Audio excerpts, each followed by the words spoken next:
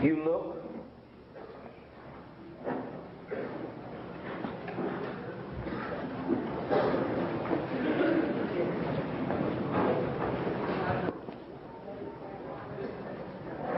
Some of the activities are geared especially for the young who did not have a chance to get to feel or to know what the civil rights movement actually was about. Even as they marched, now they could have stopped in a hotel, but when you think about marching from Memphis to Jackson or Jackson to Memphis, there were no hotels.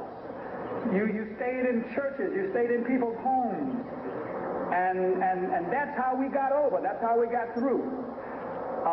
The struggle was a spiritual struggle.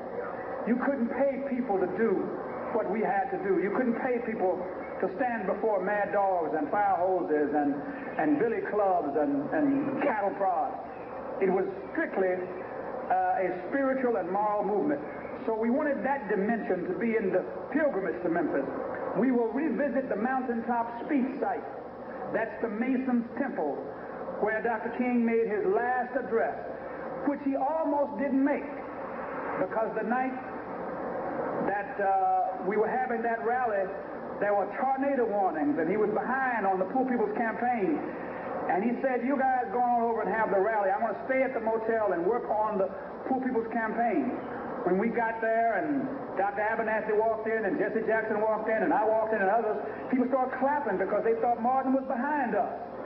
And so Ralph's preacher said to him, this is not our crowd. And he went to the phone and called Dr. King. And any of the marches that we had in those days, you have an opportunity to bring the children and bring the family and march with us. And when I finished sharing with them the last hour of Dr. King's life, a hurry. But that gave me the wonderful privilege of spending the last hour on earth. 3 preachers in a room, Abernathy, King, and Kyle. And we spent that last hour together in room 306 at the Lorraine Motel.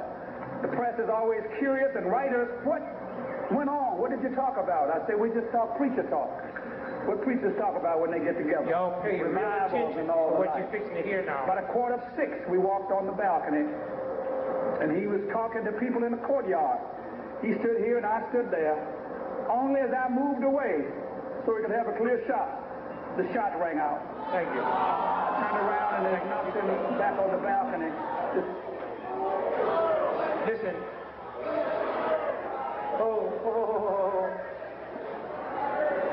Wait, listen.